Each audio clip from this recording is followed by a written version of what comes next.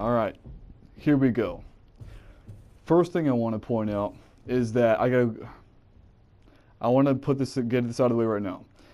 My voice, my mic may lag from time to time. If it does, then I apologize in advance. Hopefully you can make out what I'm saying.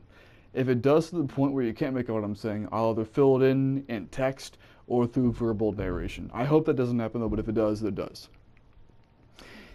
As you can see, this is from the game Resident Evil 2 2019. This video is not about Resident Evil 2 though. This video is about my initial enlistment, as the title suggests. The game is merely a backdrop. Will I explore? Potentially, but who knows. Now, this is going to be happening in different sections. It's going to be my experience with initial enlistment of the service, as well as basic, AIT, possibly some stuff from my Unit 2, but probably not. Who knows? We'll see. I'm going to divide it into kind of sections like that.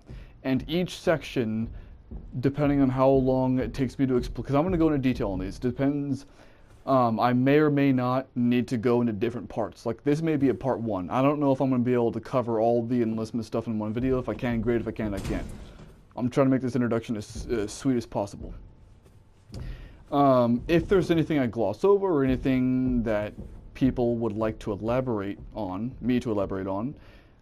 then ask in the comments. Just, whatever it is in question. If it's a simple matter, I'll just reply it in a comment. If it requires a more detailed analysis, then I will heart the comment. If I heart the comment of the question, it means that I'm going to answer it in a separate video. So, there you go on that one. So, this is starting with the enlistment, though I don't think there's anything else to say.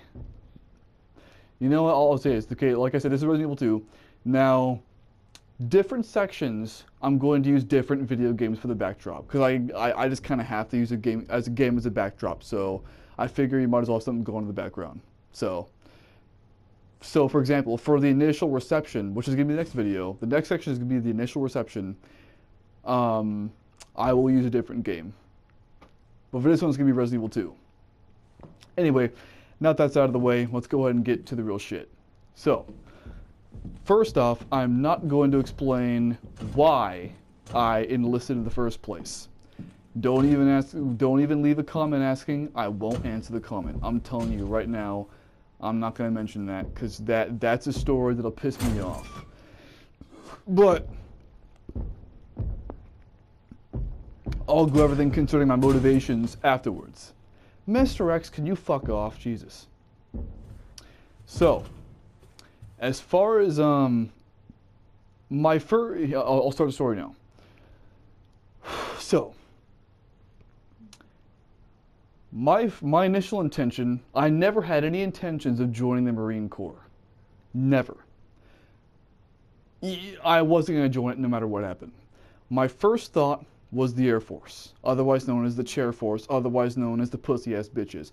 By the way, I should also mention this and the other sections, as pretty much all my content goes, is going to be explicit. So, especially the basic part, because I'm going to be going over some stuff in basic that was said, and in basic, you don't talk nicely.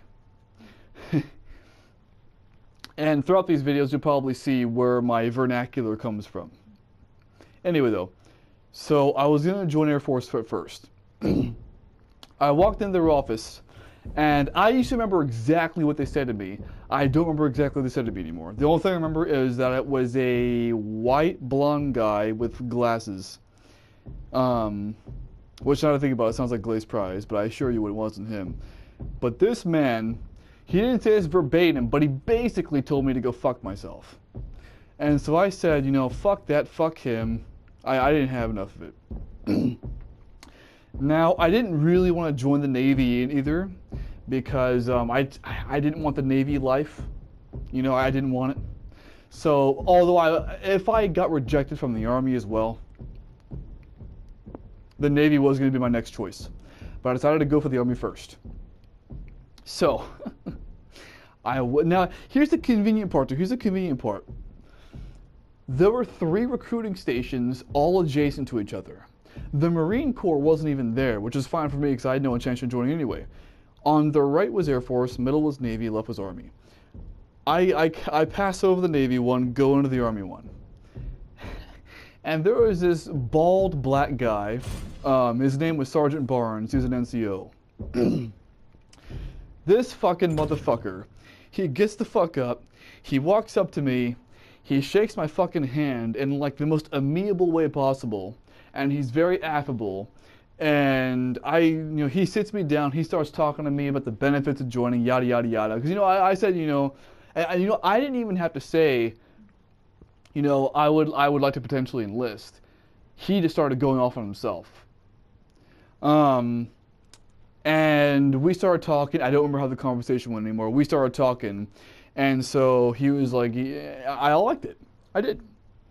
And I was like, you know what? This will probably be the one I joined up. Because he told me about the benefits of it that you get. And I'm not going to lie, he did embellish more than a few things. But that's what recruiters do. Forewarning, recruiters lie about shit. Because recruiters have quotas to fill. I don't know what happens if they don't fill the quotas, but they have a quota to fill. So they'll lie to you about shit. In fact, it's actually a running joke in the service, where recruiters will say, hey, it's just like Call of Duty. That's a real running gag, just for the fun of it. Anyway, though, he gives me his card. I start going back and forth with recruiters. He gives me different paperwork to sign, stuff like that. He teaches us simple things. He teaches me and a group of the people simple things. He calls us over there every once in a while for small shit. Like certain small things you may need to know, like some positions and whatnot. When I say positions, I don't know how to explain that actually. Like standing at the position of attention and stuff like that. Now, there are two major things that had to happen. And I don't remember what order I did these in, so the order I'm going to choose is right here. The first one would be the ASVAB. I don't remember if I did the ASVAB first, but that's the first one I'm going over. The ASVAB test. The ASVAB test has many different scores. One of which being the AFQT score and the GT score. I mentioned those in particular because those are the ones that matter the most. The AFQT score determines whether or not you can even actually fucking join. I clearly passed because I joined. The GT score depends on what MOS you can get depends on your GT score. MOS means military occupational specialty. It's basically your job while you're in the service. Because believe it or not, not every goddamn person in the Army or Marine Corps is an 11 Bravo. And 11 Bravo is the MOS for an infantryman. There's actually other jobs than just that to fill in. There's different niches. Now, if you get a GT score is basically your IQ with a different name. If you get a GT score of 110 or above, you can pretty much do whatever the fuck you want. You get a lot of options for your MOS. I got a score of 107, which kind of pissed me off. I'm going to go outdoors just cause. Just have some scenery change real quick.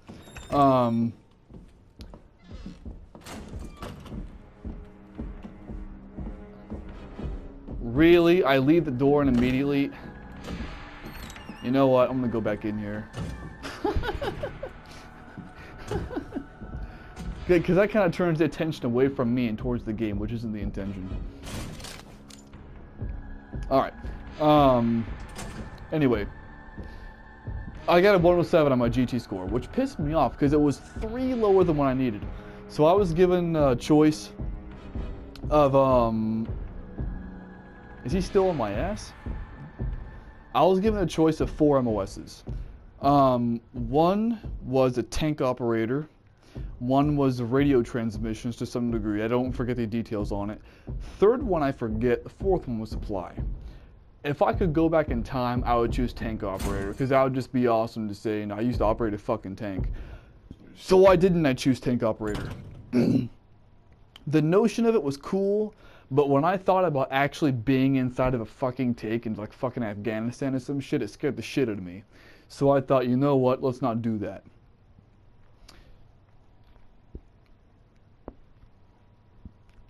But yeah, so I chose supply. Now here's the other side of this, was MEPS, I mentioned earlier. MEPS is an acronym. Fuck if I remember what MEPS stands for, but I'll put it on the screen now. What MEPS is it tests you as far, it's a test to see if you're mentally and physically fit to be in the service. They gave you a bunch of tests. They gave you a psychological evaluation, all types of shit. A bunch of, the only physical, they gave you, it's a blood test, urine test, this embarrassing thing called the duck walk, which, God, the fucking duck walk. I'd go into that, but that would take up too much time. But they do a bunch of shit, actually. I learned my blood type, but my blood type is A positive. I found that out because of MEPS. Now the way it actually worked, though, I'll even go into detail on how that happened. I went to the recruiter's office, Sergeant Barnes. He took me to a hotel. From the hotel, we got cards. Like, imagine like when you, like, if you're in school, like, or like in some kind of like pharmacy, you know, you pull one of those little tickets and it's like, you know, ready, number 609, ready at window number, you know, whatever. It was a ticket like that, and there was a green ticket and a red ticket. Fuck if I remember which one went to which one, but you would give the hotel staff either the red or the green ticket to get a free meal, because the government's paying for it, straight taxpayer dollars. And then whichever one, I don't know if it was red or green, but the other color one you would give to them to get a free room. You spend the night at the hotel, the next day you go and you do the MEPS shit. Now, the first day, not even a MEPS, but the day when I went to the hotel in the first place, we had to go there early. And then I went to MEPS the second day, well, the first day of MEPS, second day of not being home. And then there was some kind of problem with my urine sample. I don't know I forget what it was. I don't think they ever told me. I mean, you might be thinking to yourself, you know, joking, hi, you know, like, well, did you test positive for drugs? But no, I didn't do drugs back then. As far as the back then comment that I just made, these days I smoke a lot of weed, which it's legal where I live to do so, so don't judge. But there was a problem with my urine thing, and it's a pain in the ass to get anything. Everything happens in stations, and it's a pain in the ass to get anything done. And so they told me to just come back the next day. So I had to go to the recruiters. They had to give me another green and red tickets and shit like that to do it further. And the next day I had to do the urine sample. And they actually had to redo other shit too for no fucking reason. I don't even know why. I was only told the urine sample was fucked up. I'll tell you this, it's a meticulous, arduous process. It really is, because like it goes in stations, and then you have to wait in long lines and shit. The whole thing, like, MEPS is one place you really don't want to go. Like, it's like going to the DMV. You fucking hate it. God, like, I can't stress enough how much MEPS sucks. Anyway, so then I went back to recruiters, and the MEPS part was all done too. Keep in mind too, for me personally, when this was happening, I was still a senior in high school, so, and the MEPS is only open during business days, which means that I had to straight up miss 3 days of school in a row in order to attend this shit. I also had to miss a day of school in order to take the ASVAB test, so I'm missing school time from this shit. Thankfully, I had a friend who I shared 3 consecutive classes with, and she helped me out a lot with what I missed, but that's beside the point. Now, from there, you know, I don't care. I want to change the scenery real quick.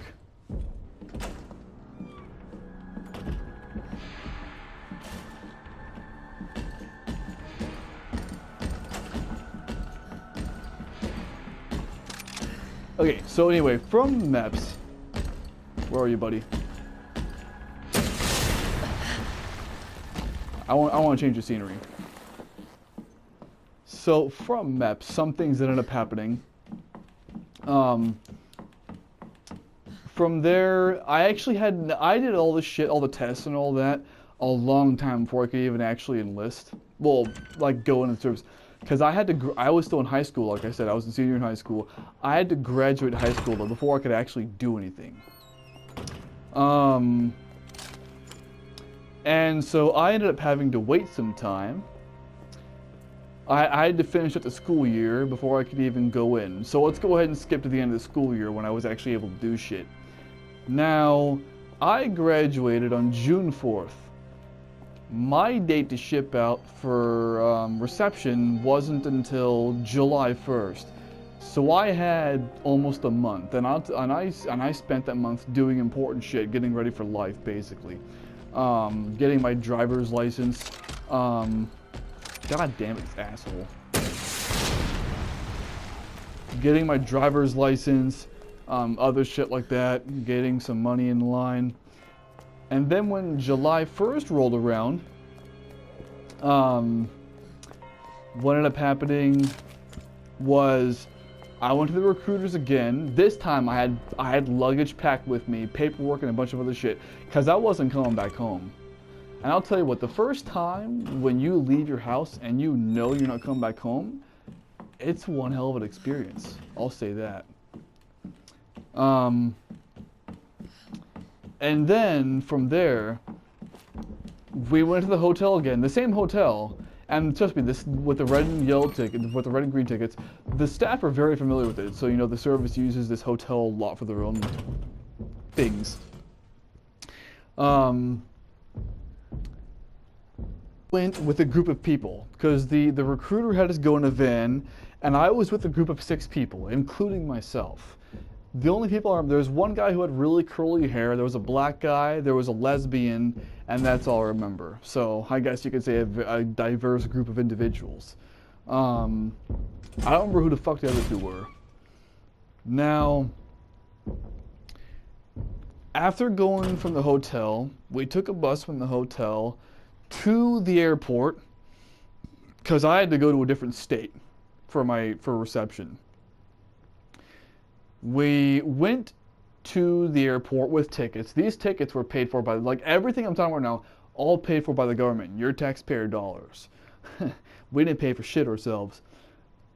And we were given instructions that once we got to the airport on the other side, we were to report to the USO. I don't know what the fuck USO stands for either. I guess I'll put it up on the screen now too.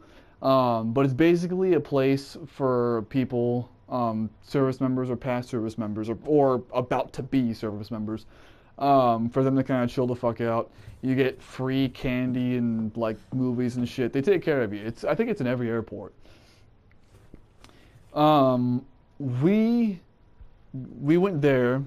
We ended, and then what, did we get a phone call? When did I get a phone call? I don't remember that. I don't remember that detail. I think we got a phone call though. We moved all our luggage to the front. A guy in uniform came up in there in the airport, said, "Hey, what's going on?" We went with him. We got on a bus, and then we put all our luggage in the bus.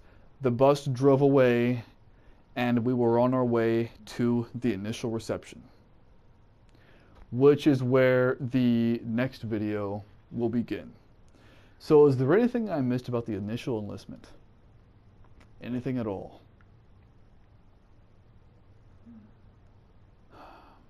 Anything I generalized because I don't remember enough details. Mind you, this happened years and years ago. Yeah, as far as initial enlistment goes, about it. This is a pretty short video then, huh? Didn't require more than one part. Hopefully my shit didn't lag either. Alrighty.